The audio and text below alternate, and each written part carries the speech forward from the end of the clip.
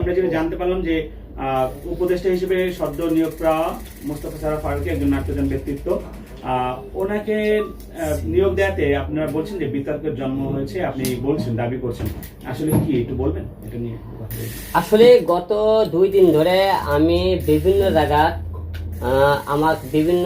জায়গাতে ফোন করা হইতেছে এবং বিভিন্ন জায়গাতে আমাকে নিয়ে পোস্ট করতেছে ফেসবুকে, এবং অনেকে ব্লগ ভিডিও বানাইতেছে যে আপনারা যারা মোস্তফা ফারুকী ভাইকে যারা দিয়েছেন আর কি উপদেষ্টা হিসেবে দায়িত্ব, এর থেকে হিরো আলম অনেক ভালো আছে, হিরো আলম দিলে ভালো হতো, অনেকে এরকম অনেক কথা বলতেছে। আমি তাদেরকে একটা কথা বলতে চাই, আমি কিন্তু রাজনীতি থেকে ইস্তফা দিয়েছি, আমি রাজনীতিতে কাম ব্যাক করবো না। কারণ আমাকে নিয়ে এই সমস্ত আপনারা আজে বাজে কেউ মন্তব্য করেন না, আজে বাজে কেউ লেখার কোনো কারণ নেই। কারণ আমি তো প্রধানমন্ত্রী উপদেষ্টা হতে চাই, আপনারা সবাই বলবেন হিরো আলম দিয়ে দেশের একটা অযোগ্য লোককে থান দিল সবাই আবার।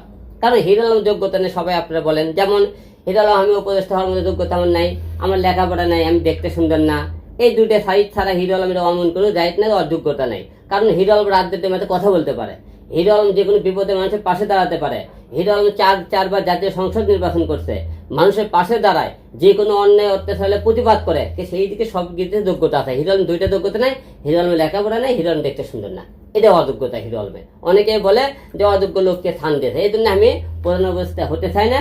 এই নিয়ে আপনারা অনেকে আমাকে প্রশ্ন করছেন, অনেকে অনেক রকম মন্তব্য করতেছেন। আর ফারুকের ভাইয়ের বিষয়ে অনেকে বলছে যে আপনারা হলে তাকে দিয়ে অনেকে বাজে মন্তব্য করতেছেন।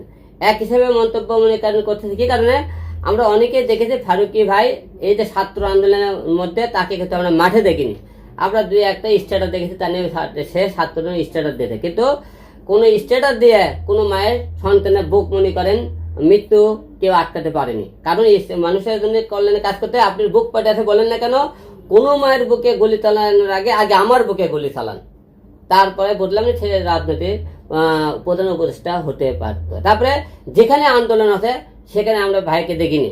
2টা দল ছিল, 2টা দলের একটা দলকে কিন্তু তারা কোনো পাশে দাঁড়ান দেখিনি। আপনারা দেখেছেন বাংলাদেশে যে কোনো অন্যায় হতেছে, ফারুকী ভাই কয়েকদিন কথাবার্তা বলতেছে। আমার কথা এখানে প্রধান উপদেষ্টা হতে পারে, আপনি দেন, আপনি বিভিন্ন লোক দেন, আন্দোলন আমার পার্থ ভাই দেন, মির্জা ফখরুল স্যারকে দেন, তারপরে রুহুল কবির রিজভী স্যারকে দেন, এবং যে সমস্ত ছাত্ররা আন্দোলন করে যারা শহীদ হয়েছে তাদের পরিবারকে কাউকে দেন, যাদেরকে দেন জনগণ কথাবার্তা বলবেন। আপনারা এমন একটা লোক দেখছেন জনগণ তাকে মেনে নিতেছে না। আবার দেখেন আপনার কয়েকদিন আগে দেখেন আমাদের ভুলে গেলাম আর কি, হিরো আপনার আরবিন শুভ ভাই এবং এরকম যারা আবলিক করছে তাদেরকে বাড়ি টাড়ি অনেকে প্রতিবাদ করছেন, তাদের নিঃস্ব করে দিতেন। এরকম তাহলে তো তৃষা আপাও তো তাহলে আপনি বঙ্গবন্ধু সিনেমাতে কাজ করেছে আপনি সবাই জানেন। সে যদি কোনো অপরাধ না করে থাকে তা আপনি তাদেরকে কেন অপরাধী করলেন আপনারা? এবার তার পরিবারের মনে থাকে দিলে উপদেষ্টা হতে পারে, আর তাহলে আর মানুষ তাহলে কি করলো? মানুষ তো প্রতিবাদ তো করবে, মানুষ তো উপদেষ্টা কেন মেনে নেবে? এবং যারা এখন বর্তমান ছাত্ররা আছেন এবং যা বর্তমান ডক্টর ইউনূস স্যার আছেন, আপনাদের 2 দিন পর পর কিন্তু জনগণ উপদেষ্টা বানানোর জন্য আপনাকে ওখানে বসায়নি। আপনারা উপদেষ্টা বানাবে জনগণ, সিদ্ধান্ত নেবে, এবং আপনার উপদেষ্টা কাউকে বানানোর আগে জনগণের সাথে বসবেন যে আমরা এখানে উপদেষ্টা বানাবে থাকবো, এবং যারা দলীয় লোক আছে তাদের জন্য বসেন যে আমরা একে উপদেষ্টা বানাবে। আপনি হুঠাৎ করে আপনার যাকে খুঁজে তাকে উপদেষ্টা বানাতে পারেন না, কারণ আপনাকে উপদেষ্টা বানাতে চাকরি দেওয়া হয়নি, ওখানে আপনার দেশ ঠিক করার জন্য আপনি চাকরি দেওয়া হয়েছে। আপনারা যদি না পারেন আপনাদের কাজ একটা সুষ্ঠু নির্বাচন দেওয়া, তত্ত্বাবধায়ক সরকার থেকে আপনি সুষ্ঠু নির্বাচন দেন, কিন্তু আপনার 2 দিন পর পরে আপনারা প্রধান উপদেষ্টা বানাবেন, একে মনে করেন পদ থেকে আরেকজনকে পদ দেবেন, এতে দেশের আগ্রহ মনে করে শান্তি দেখতেছে না, বিশৃঙ্খলার সৃষ্টি হইতেছে। তাই বলবো জনগণ যাকে স্বীকৃতি দেবেন আপনি তাকে দেন। এবং ফারুকী ভাইকে জনগণ অ্যাকসেপ্ট করেনি, জনগণ যদি অ্যাকসেপ্ট করতো তাহলে মনে করেন এটা নিয়ে এত মন্তব্য হতো না। আর আমি আপনাকে আগেও বলতেছি এখনো বলেছি, আমি রাজনীতি থেকে ইস্তফা দিয়েছি, আমি রাজনীতিতে কাম ব্যাক করতে আর চাই না। কারণ এই রাজনীতির মানুষের কোনো ভবিষ্যৎ নাই। কারণ যারা এখন বর্তমান রাজনীতি করতেছে তাদের ভবিষ্যৎ অন্ধকার। যারা আওয়ামী লীগ রাজনীতি করছে করার পরে আজকে এখন বিএনপি, যারা আওয়ামী লীগকে তাদের ভবিষ্যতে টাকা মনে করেন সব লুটপাট করে খাইছে, তারা এখন টাকাও দিচ্ছে, বর্তমান জিএলও খাটতেছে। বিএনপি যখন মনে করেন ছিল ক্ষমতা, এখন বিএনপি মনে করে খাবে, আবার জিএলও যাবে। তার এক টাকা লোক জ্বলে 5 বছর পর পর তার দেশ পরিবর্তন হলে তাদের মুখে নিজেরাও পরিবর্তন করতেছে। তাহলে এই রাজনীতির ভবিষ্যৎ সবার জিরো, কারণ ভবিষ্যৎ নাই। আওয়ামী লীগ গেলে বিএনপি ক্ষমতায় আসলে আওয়ামী লীগ ক্ষমতায় বিএনপি পিটতেছে, তাহলে একজনের মনে করে সম্পদ কেড়ে নিতেছে, ভবিষ্যতে বাকি জীবন আপনি জেলখানায় থাকতেছেন। তাহলে এই রাজনীতির ভবিষ্যৎ কি অন্ধকার। এই যে নোংরা রাজনীতি শুধু বাংলাদেশেই সম্ভব। অন্য অন্য দেশে যান যে একটা দল চলে গেলে আরেক দেশে মারধর করে না, তাদের মুখের পরিবারে ধ্বংস করে না। আমাদের এই বাংলাদেশের রাজনীতি কোনো মনে করেন বর্তমানে যে অবস্থা, এই রাজনীতি করার থেকে না করাই ভালো।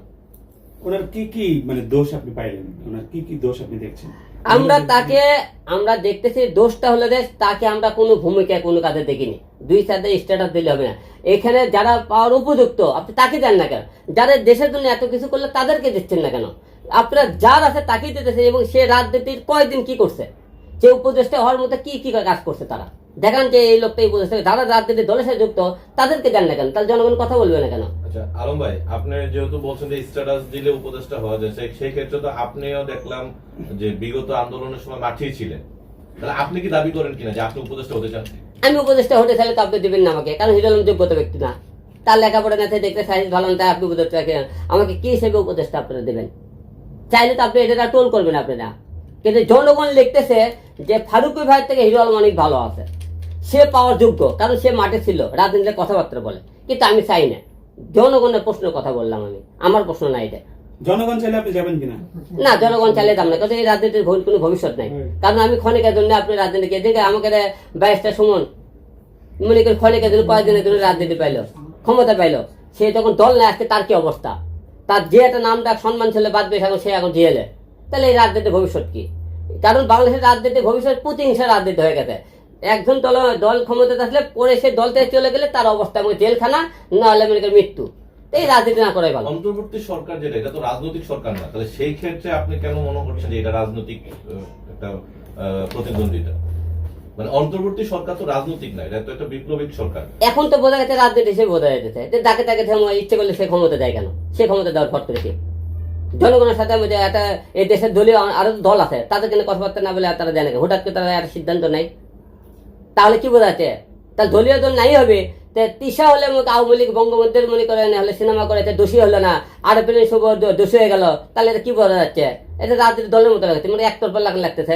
একজনের উপরে দোষ নেয়, আরেকজনের উপরে যদি করলে দোষ। তাহলে কি আপনি এটা বলতেছেন যে একটা এক না একটা অঞ্চলের যে একটা অধিকার খাটানো, সেটা কি করছে উনি? আস্তে আস্তে তাই বোঝা গেছে। দেশের তারা কি করছে? এই সরকার দেশে বর্তমানে আমাদের জিনিসপত্রের যে দাম, তারই তো এক মনে করেন মূল্য এখন স্থির করতে পারেনি। জনগণ তো খাবার পাচ্ছে না, যে প্রতিটা জিনিসের দাম বেশি। তাহলে আমরা আজকে জনগণের কর্ম নাই, আজকের লোকের ব্যবসায় মনে করেন কোনো উন্নত নাই। তাহলে এই দেশের সরকার আমাদের কি উন্নয়ন করতেছে? তারা দেশের 2 দিন পর পরে দেশের মনে করেন হলে লোক চেঞ্জ করার লেগে। এবং ছাত্ররা যারা আছে তারা কি করতে, কিছু হলে রাজপথে মনে করেন সমাবেশ করতেছে, কিছু হলে সমাবেশ। আরে ভাই, সমাবেশ করলে দেশ ঠিক হবে? দেশ ঠিক করতে হলে আপনি হলে নির্বাচন দেন। আপনারা নির্বাচন দিয়ে এবং দেশে আমরা পুলিশের কাছে কোনো সেবা লেগে গেলে পুলিশ করতে পারে আমাকে হাত পা বান্ধা, আমাদের শক্তি দরবরা। আপনি তাদেরকে শক্তি পাইছে না।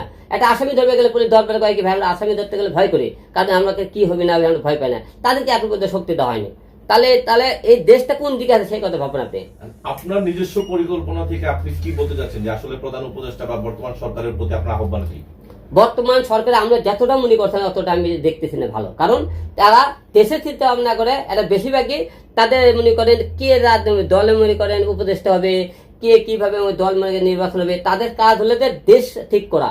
দেশ ঠিক না করে তারা নিজস্ব একজনের গতি ঠিক করালে ব্যস্ত হয়ে পড়ছে একজন। আচ্ছা, আপনাকে যদি উপদেষ্টা হিসাবে কল করা হয়, আপনি কি উপদেষ্টা হতে রাজি হবেন কিনা? না, আমি উপদেষ্টা হতে চাই না। আমি রাজনীতিতে কামব্যাক করতে চাই না। রাজনীতি থেকে মাত্রায় দোয়া চাই। রাজনৈতিক বাহিরে কোনো রাজনৈতিক দল না, রাজনৈতিক দল না। সেক্ষেত্রে আসলে যদি আপনাকে কল করা হয়, আপনি কি উপদেষ্টা হবেন কিনা? না, হবো না, কারণ আমার উপদেষ্টা হওয়ার মতো যোগ্যতা নাই, এই জন্য আমি হবো না। মানে এটা কেন মনে হয় আপনার যোগ্যতা নেই? কারণ আপনি কথা বলবেন যে হিরোর মতো লোক উপদেষ্টা হতে পেলে তাহলে আর এর থেকে মনে করে ছিটে তোর সিদ্দিকে অগ্দা হোক, এরকম নাম বলবেন আপনারা। এর থেকে মনে করে অগ্দা হোক, কারণ আপনি হিরোর মধ্যে লেখাপড়া নাই, হিরোর দেখতে ভালো না। তা আপনি আমাকে উপদেষ্টা কি হিসেবে দিতে চান? আমি রাজনীতি থেকে কেন ইস্তফা দিলাম? যে আমি রাজনীতি করলে অনেক দল আমাকে মেনে নেয় না। কি কারণে মেনে নেয় না? আওয়ামী লীগ সরকার রানিং সভায় 4 বার নির্বাচন করে 2 বার পাশ করলাম, আমাকে দিল না। বিএনপি সরকার মনে করেন ক্ষমতা না আসতে তারা উপরে আমার উপর হামলা হলো, এবং তারাও আমাকে জীবনে কিছু দিবে না। তাহলে আমি এই রাজনীতি জন্য কি করবো? দেশের জনগণে কি যে দেশের জনগণের জন্য আমি নিজের জীবন উৎসর্গ করলাম। জনগণ মনে করেন 8-10 জন ছেলে পেলে আস্ত্রের মধ্যে ফেলে আমাকে রাস্তায় মারধর করে, সেই দেশের জনগণ চুপ করে থাকে। সেই দেশের জনগণের জন্য কি করবো? আমি মারা গেলে আমার মাকে দেখার মতো তো কেউ নাই যে আমি ছেড়ে রাজনীতি করবো, যে আমার পরিবারকে দেখার মতো কেউ নাই। কারণ এই দেশের